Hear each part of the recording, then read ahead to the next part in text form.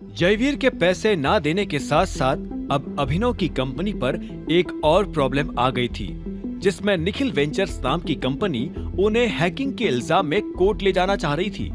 अभिनव की सेक्रेटरी टीना को निखिल वेंचर्स ने सिर्फ 2 ही रास्ते बताए थे, जिनमें से पहला उनके ऑर्डर का रिफंड का था और दूसरा टीना बताने से हिचकिचा रही थी। बोलो ना टीना, दूसरा ऑप्शन क्या है? अभिनव की ऊंची आवाज सुनकर टीना तुरंत ही बोल पड़ी। दूसरा ऑप्शन उन्होंने ये बताया कि इमेजिंग सिक्योरिटीज से आपको फायर कर दिया जाए सर। टीना का खुलासा सुनते ही अभिनव को ज्यादा शौक तो नहीं लगा, पर वो हैरान जरूर हुआ। उसे पता था कि दूसरा ऑप्शन यही है, लेकिन वो हैरान इस बात से था कि अब कौन उसके खिलाफ चालबाजियां चल रहा था। ठीक है, मैं देख लूंगा, तुम जा सकती हो। अभिनव का ऑर्डर सुनकर टीना अपना चेहरा लटकाए चली गई। उसे जाते देख अभिनव ने भी सोचा कि उसे फिलहाल डॉन से मिलने की जरूरत थी। उसे ये भी पता था कि निखिल वेंचर्स में कोई चोरी नहीं हुई है और वो जरूर ही उसी के खिलाफ चल रही प्लानिंग का एक झूठ है। शाम होने को आई। अभिनव ऑफिस से निकलकर डॉन को फोन लगाने ही वाला था, इसी वक्त सामने से उसी का फोन आने लगा।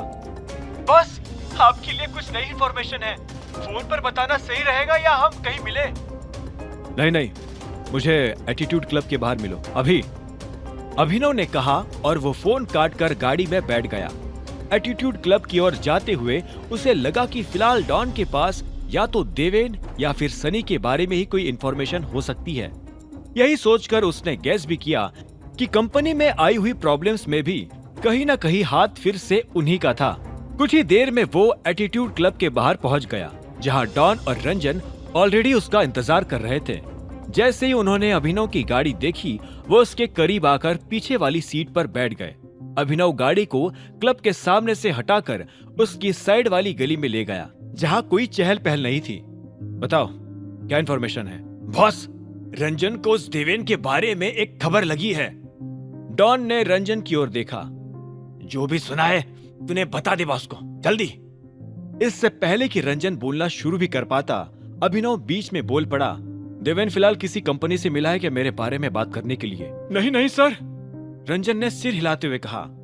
देवेन तो बहुत दिनों से अपने घर के बाहर ही सिर्फ बैंक के कामों से निकल रहा है। हाँ, लेकिन कल जरूर रात को उसने किसी से मुलाकात की। किससे मुलाकात और किस बारे में? अभिनव ने बिना सिर पलटाए पूछा। अपनी कंपनी बेचने के सिलसिले में वो कल अरबाज से मिला है। ये खबर टॉप सीक्रेट है, क्योंकि वो कंपनी किसी को भी बिना बताए बेच रहा है। रंजन की बात पर अभिनव को थोड़ी हैरानी हुई और उसने रियर मिरर में देखते हुए पूछा, अच्छा, लेकिन ये अरबाज कौन है और ये अचानक कंपनी खरीदने कैसे लगा? मेजॉरिटी शेयर्स तो हमारे पास है ना। रंजन के होठों पर अभिनव के सवाल का जवाब तैयार था। यही तो खेल है सर। अरबाज एक ऐसा आदमी है जिसका दिल्ली की हर इल्लीगल डील में हाथ है। वो दलाल किसी भी कंपनी या प्रॉपर्टी को खरीद बेच सकता है, भले उसमें कितने भी लफड़े हो।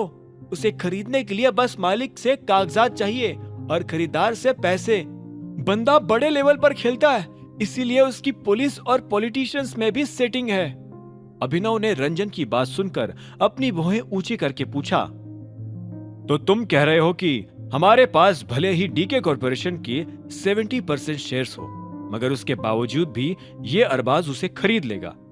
अभिनव के सवाल पर डॉन तुरंत बोल पड़ा, जी बॉस, जब तक देवेन के पास भी डॉक्यूमेंट्स होंगे, अरबाज कुछ ना कुछ जुगाड़ बैठा लेगा। वैसे पेपर्स है किसके पास कंपनी के? आपके पास क्या देवेन के? देवेन? अभिनव ने सवाल खत्म होने से पहले ही जवाब दे दिया। उसे इस वक्त मोंटी पर गुस्सा आ रहा था। ना सिर्फ मोंटी ने वो डॉक्यूमेंट्स देवेन से लेकर अपने पास नहीं रखे थे, बल्कि उनकी कोई कॉपीज भी नहीं बनवाई थी। हालांकि उसने फिर यह भी अनुमान लगाया कि शायद मोंटी ने पेपर्स इसलिए ना लिए हो क्योंकि टाइगर उस कंपनी में अपने शेयर्स वापस बेचने ही वाला था। तो अब क्या करना है बॉस? रंजन ने थोड़ा डरते हुए पूछा।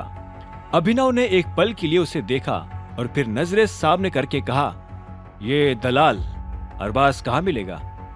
अभिनव के सवाल पर डॉन और रंजन ने एक दूसरे को देखा और फिर डॉन ने धीरे से कहा, बॉस, अरबाज बहुत ही चालबाज इंसान है। इतना खतरनाक है कि बड़े बड़े लोग भी उससे दूर रहना पसंद करते हैं।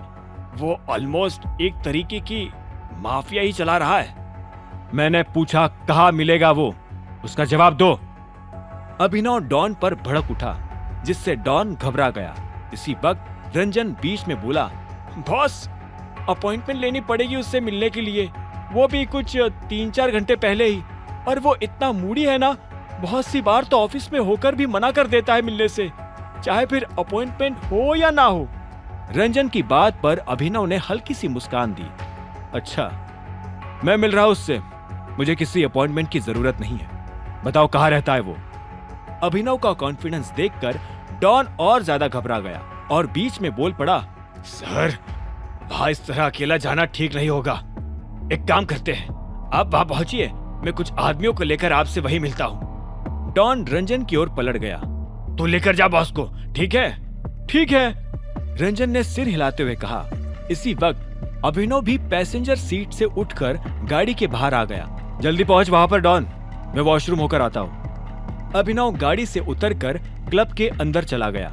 इसी बीच डॉन फिर से रंजन की ओर पलटा और उसने कहा, सुन, बॉस के पास ही रहना, दूर मत जाना, भले ही कोई भी कहे। ज्यादा मैटर हो जाए तो उन्हें बता देना बॉस कौन है। डॉन का ऑर्डर सुनकर रंजन की आंखें बड़ी हो गई और वो एकदम से बोल पड़ा, बता देना मतलब? अगर बॉस की आइडेंटिटी हमने बता दी तो सबसे पहले हम ही मरेंगे। ये सुनकर डॉन ने गुस्से से रंजन की कॉलर पकड़ ली। अबे घोचू, तू जानता है ना वो अरबाज कैसा आदमी है। अगर बॉस की जान पर बात आ गई तब भी यही नाटक करते रहेगा क्या? अगर बॉस को कुछ हो गया तो फिर आइडेंटिटी का भी कोई मतलब नहीं बचेगा, समझ रहा है? पर डॉन, पर कुछ नहीं। वैसे भी बॉस टाइगर है और टाइगर के नाम से पूरी दिल्ली कांपती है। इसी वक्त अभिनव भी बाहर आ गया, जिसे देखकर डॉन ने रंजन की कॉलर छोड़ दी। चलो चले, गाड़ी तुम चला रहे हो। अभिनव ने रंजन की ओर देखकर कहा, फिर डॉन की ओर देखा। तुम अभी तक गए नहीं? बस बॉस, निकल ही रहा हूं, डॉन ने नर्वस होकर कहा और फिर रंजन की ओर एक पल देखकर धीरे से फुसफुसाया, रंजन, अगर मैटर बिगड़ते देखे तो सिर्फ मेरी सुनेगा, अपना दिमाग मत चलाना ज्यादा।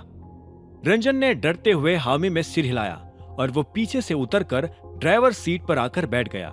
डॉन भी उस गली से निकलकर अपनी गाड़ी में बैठ के वहां से तेजी से निकल गया। दूसरी ओर अभिनव के करीब बैठे रंजन को अभिनव यानी टाइगर का ताकतवर ऑरा महसूस हो रहा था। अपने पिता की मौत के बाद भले ही अभिनव ने अपनी पर्सनालिटी के बहुत सारे हिस्सों को खो दिया था, मगर उसकी हिम्मत और जिद उनमें से एक नहीं थी। अपनी पहचान वापस जानकर इसी हिम्मत और जिद के साथ उसमें किसी से भी भिड़ जाने का कॉन्फिडेंस भी वापस आ गया था। हालांकि ये सारी खूबियां भी अभिनव को उसके पिता से विरासत में नहीं मिली थी। उसने इन सब के लिए मेहनत की थी। 5 साल की उम्र में ही उसके पिता संजय ने उसे ट्रेन करके और जानबूझकर परेशानियों के सामने खड़ा करके उसके अंदर का डर निकाल दिया था। इसी वजह से अभिनव इतने सारी मुश्किलों को पार करके भी अपने दम पर पढ़ाई कर पाया था। उसके अलावा भी टाइगर होने के नाते उसकी रिस्पॉन्सिबिलिटी थी कि वो नीडर होकर रहे, क्योंकि कोई भी व्यक्ति देश के सबसे खतरनाक माफिया लीडर को डरते हुए नहीं देख सकता था। अगर तुम कमजोर रहोगे तो उन्हें भी खो दोगे जिन्हें चाहते हो, लेकिन ताकतवर रहोगे तो पूरी दुनिया तुम्हें चाहेगी। संजय गढ़वाल के ये शब्द अभिनव के कान में अक्सर गूंजा करते थे और इन्हीं शब्दों से उससे अपनी माँ की याद भी आया करती थी। अभिनव को लगता था कि उसकी माँ की मौत कहीं ना कहीं इसीलिए ही हुई थी क्योंकि उसके पिता कमजोर पड़ गए थे। इसी वजह से कमजोर बनकर रहना दुनिया में इकलौती ऐसी चीज थी जो अभिनव अफोर्ड नहीं कर सकता था। कुछ देर बाद रंजन ने एक बिल्डिंग के सामने गाड़ी लाकर खड़ी कर दी। बॉस, यही है अरबाज का चेंबर। अभिनव ने देखा कि उसके एंट्रेंस के बाहर ही 4 हट्टे कट्टे आदमी पहरा दे रहे थे। ये हमेशा इतनी प्रोटेक्शन में रहता है क्या?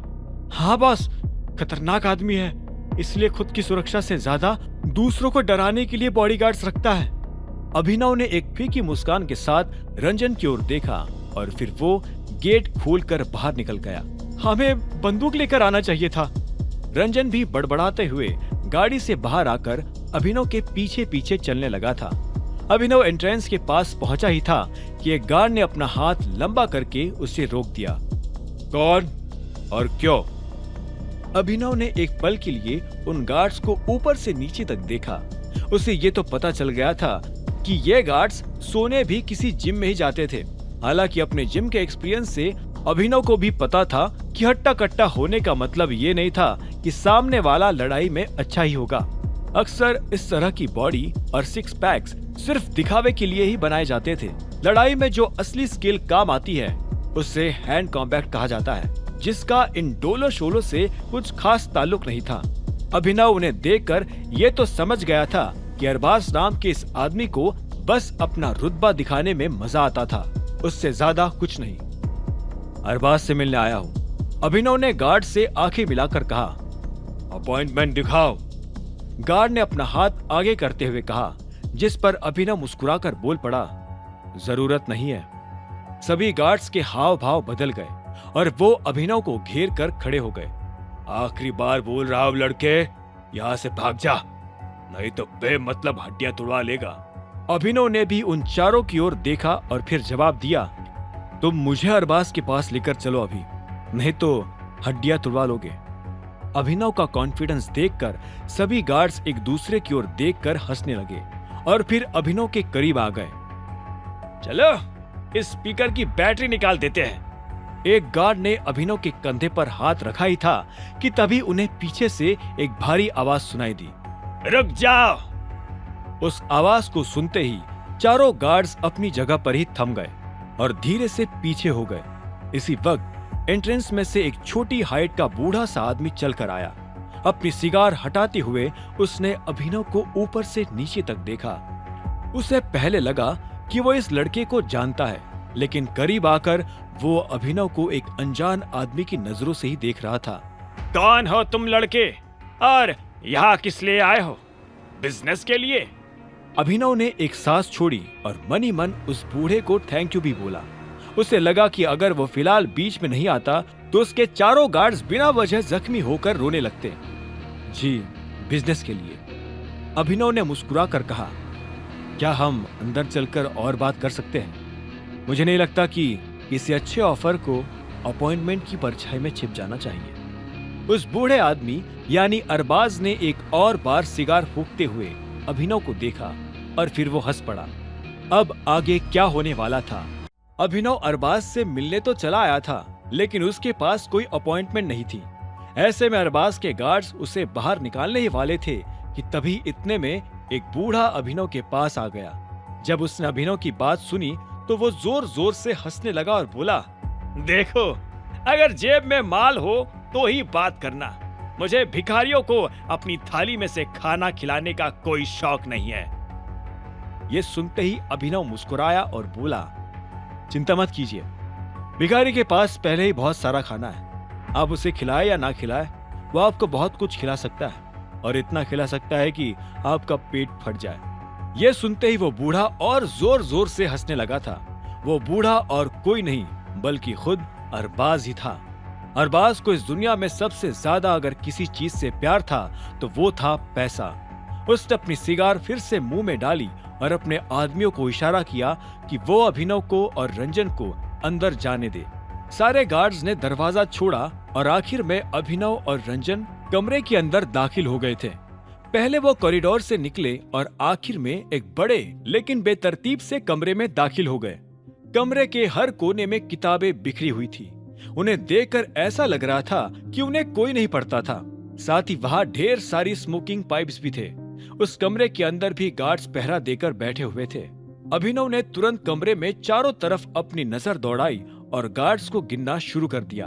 वो कुल मिलाकर 15 थे।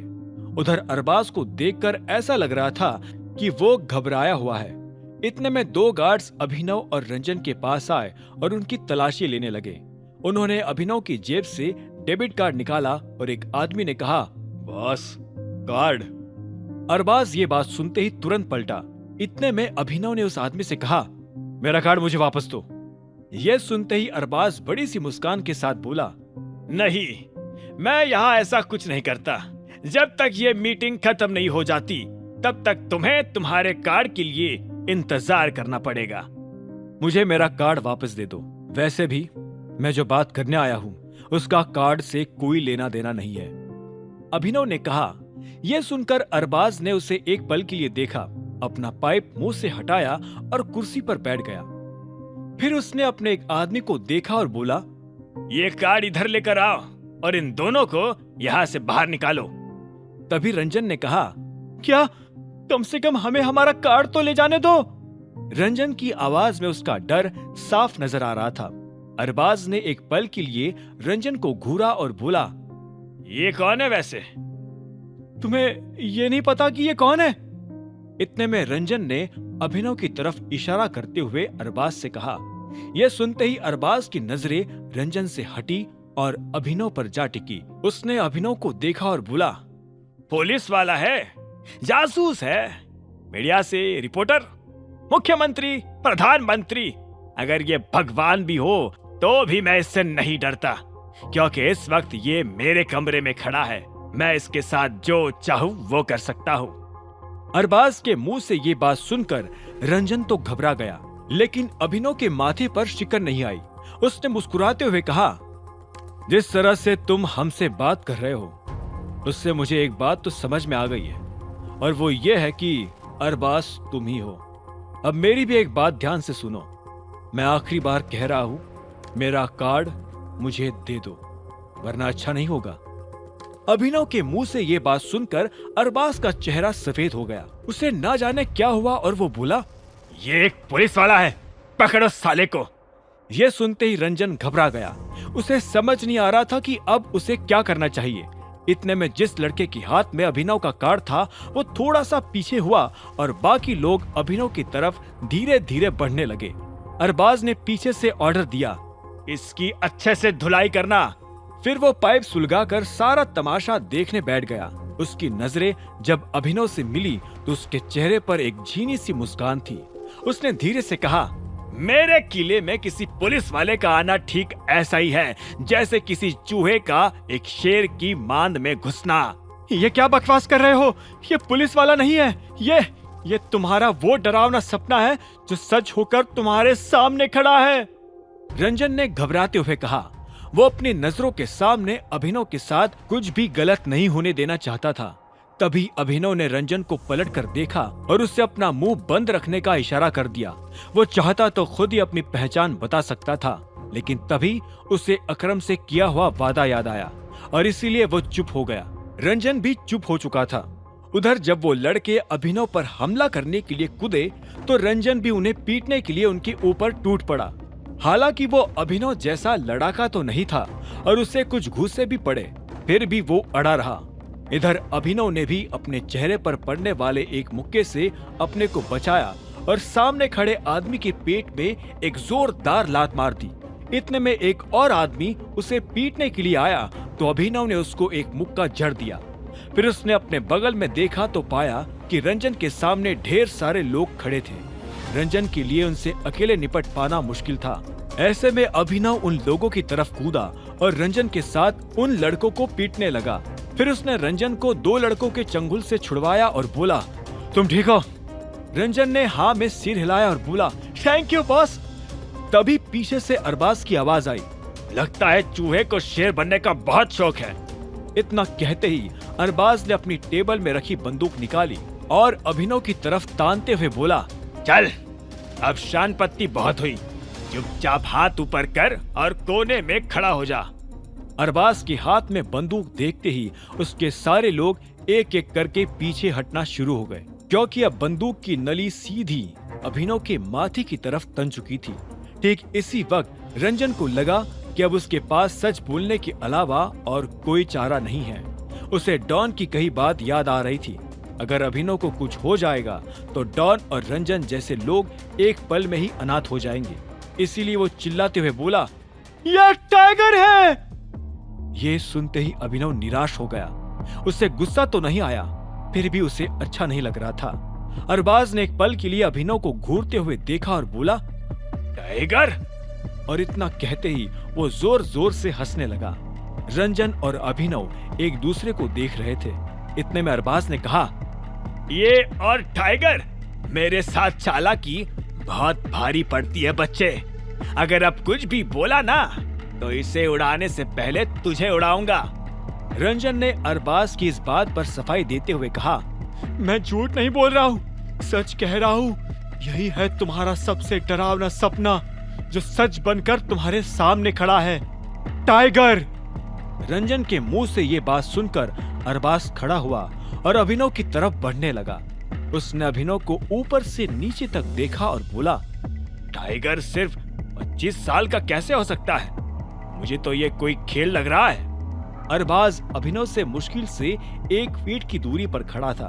तभी अभिनव ने कहा, तुम्हारा छोटा सा शक तुम्हारी पूरी जिंदगी बर्बाद कर सकता है। इतना कहते ही अभिनव ने अरबाज की कलाई पर तेजी से वार किया और एक ही वार में अरबाज के हाथ से बंदूक नीचे गिर गई।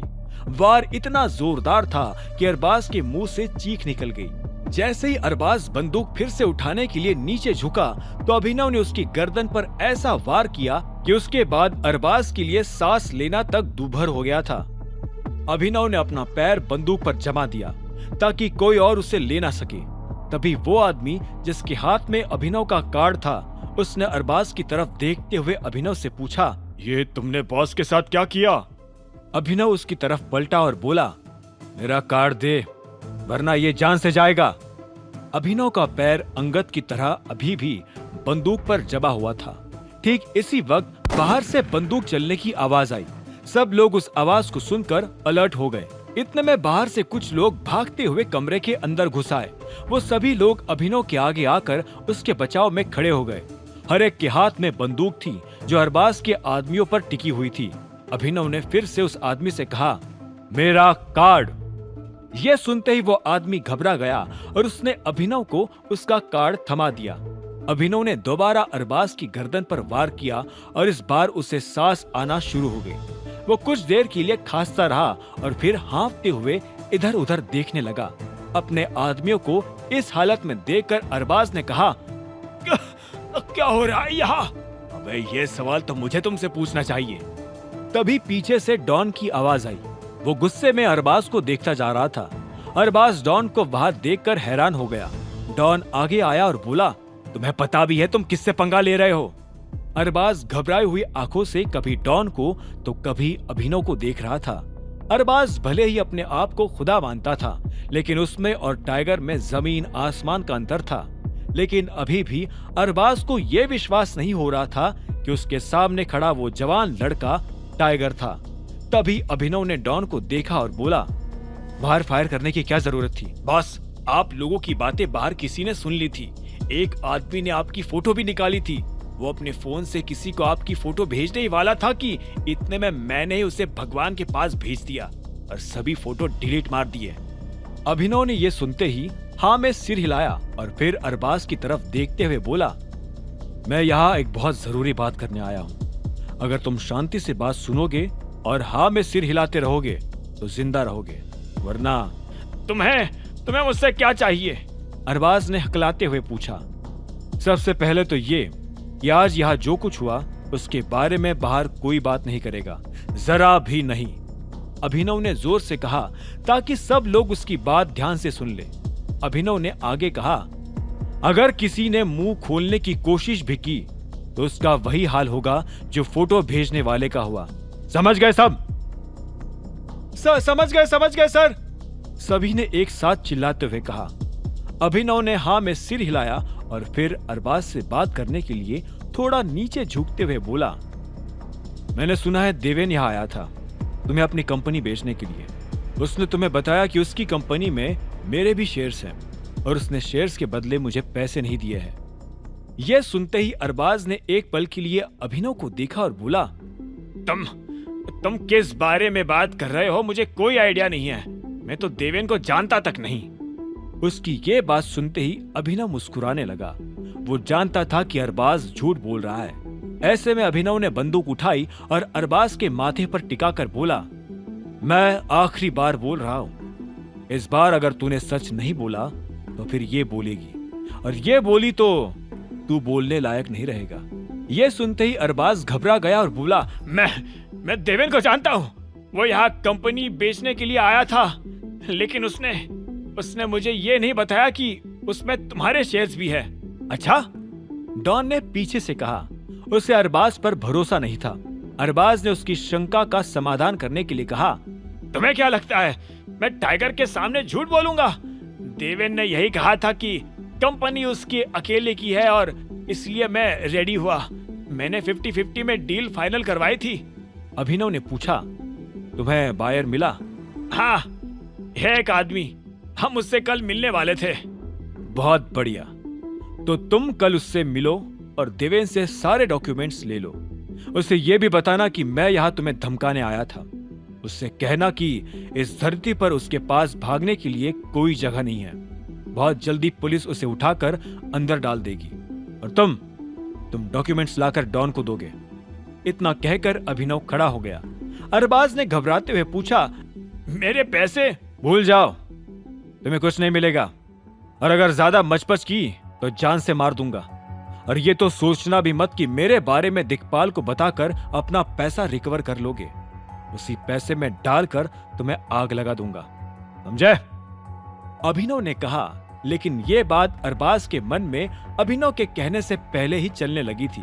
वो सच में अभिनव की जानकारी दिक्पाल को बेचने के बारे में सोच रहा था। आगे की कहानी जानने के लिए देखें अगला एपिसोड सिर्फ पॉकेट एफएम के यूट्यूब चैनल पर और द रिटर्न ऑफ टाइगर के सारे एपिसोड्स को सुनने के लिए डिस्क्रिप्शन में दी लिंक से डाउनलोड करें पॉकेट एफएम ऐप।